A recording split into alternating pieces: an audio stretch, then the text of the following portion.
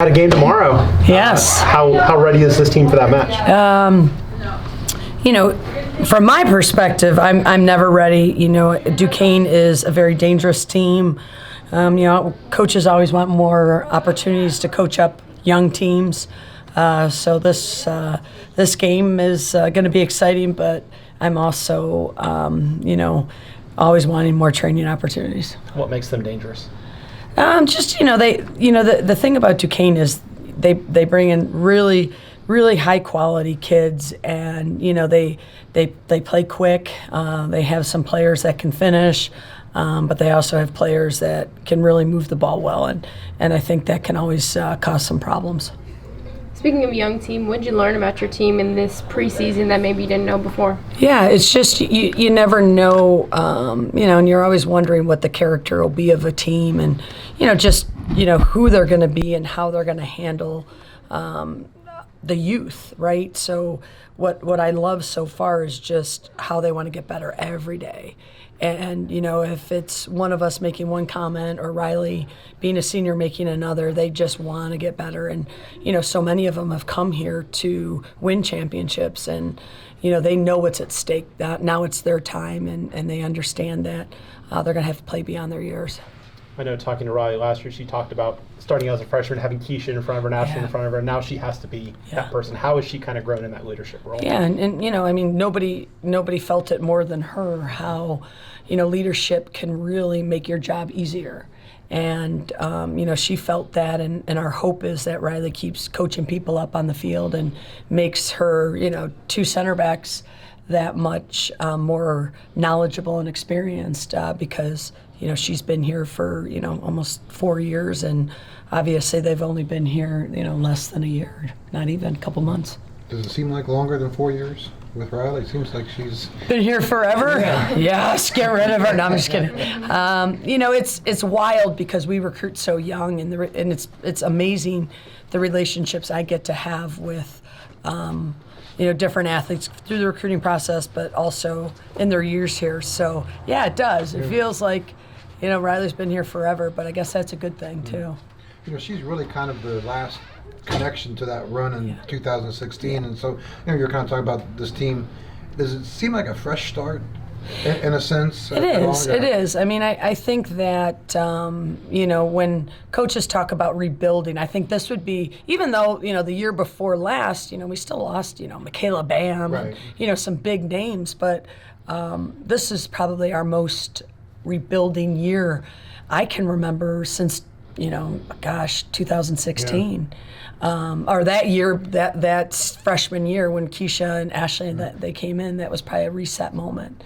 So it's been really wild for us coaches. But I also love the challenge they're presenting to me as a coach. I just they're going to really show what kind of coach I am, and I have to be at my best, and I have to make sure that I'm the best coach for this team.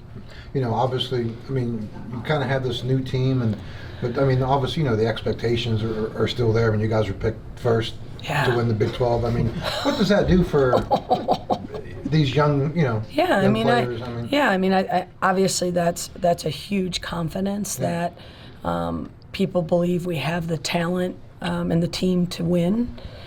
So I think that's a compliment. But from my standpoint, it's also a huge privilege for us to got to finish that out, or we've fallen short. But ultimately, it's just getting better every day. And then if we get better every day and everybody does their job, then at the end of the year, we'll win the conference and obviously control our own destiny. Coach, it's like 4 of your first 7 opponents ranked inside the top 10 this season. What kind of test is that going to be able to find out what this young team can do really early on? Yeah, it is insane.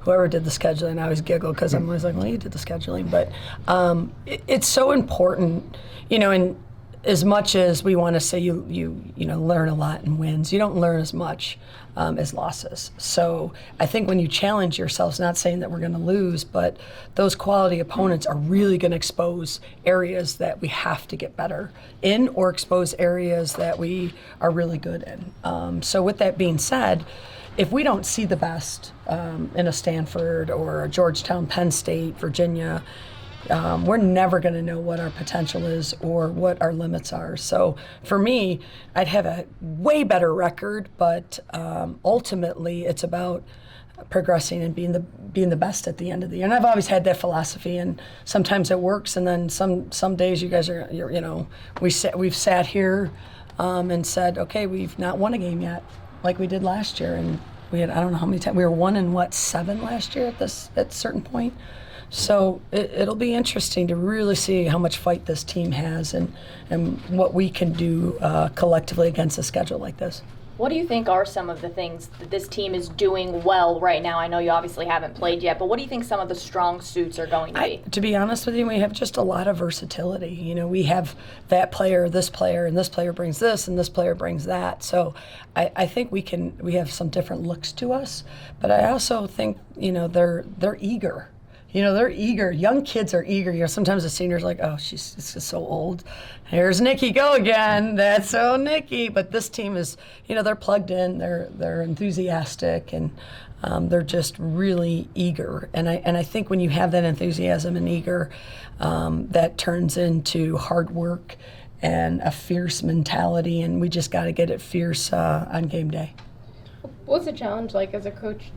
You playing tomorrow and then no rest for the weary, Yeah. right back at number 2 Stanford. It's so hard and complicated for us and for me because you don't want to look past Duquesne because they're good, but how and we all know this. I mean, it's Stanford, right? But even if it wasn't Stanford, Duquesne, that has nothing to do with it. It's just that quick turnaround for our student athlete is so awful, physically, mentally, and then for us as a staff to try to get them quickly ready. But it's not their first go at it, but this is where the inexperience happens. So these kids have never experienced a Friday, Sunday turnaround. So how do we let them turn around that quickly? And those are some of the obstacles with a young team. Riley's going to get it. Jade's going to get it. Jess Lissy's going to get it. But these younger players aren't going to understand what a Friday, Sunday looks like. And it's difficult for any sport or any athlete. Coach, you're talking about those younger players.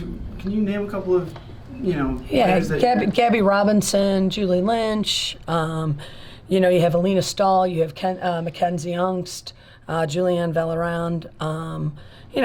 You have these. Addie Clark, she's only a sophomore. Jordan Brewster. These kids are, they just got their feet wet.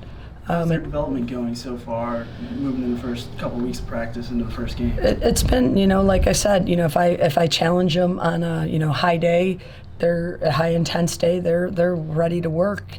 If I ask something of them, they've responded, and that's all I can hope for as a coach of young players. And the things we lack in experience, we talk a lot about, is we got to make up in hard work and focus. What's the expectation this year for Lauren? And Lauren Segala. Of course, Lauren Segala being a junior, and we've talked about it, she's silent and deadly, and Lauren can't be silent. She could be deadly, but she can't be silent. And, that was one thing I've really been hard on her about, is making sure that she's very vocal, because she's a high minute kid for us. And she's, she has more minutes than Jade, and Jade's a senior. So, for what we need Lauren to do is really, really important, not just on the field, but her, her verbal and nonverbal. The philosophy that you've always, and you seem to always go by, is to build from the defense and then up. And then, with Riley being, do you ask, it's kind of hard maybe to ask more of her, but do you, in a sense, have to do that? Yeah, I'm going to be very honest with you. This whole spring, we told Riley just to worry about Riley, because we wanted Riley to be the best version of Riley. And now we've, continued to do that, but now we're like, okay, pass that information along. You're ready, they're ready.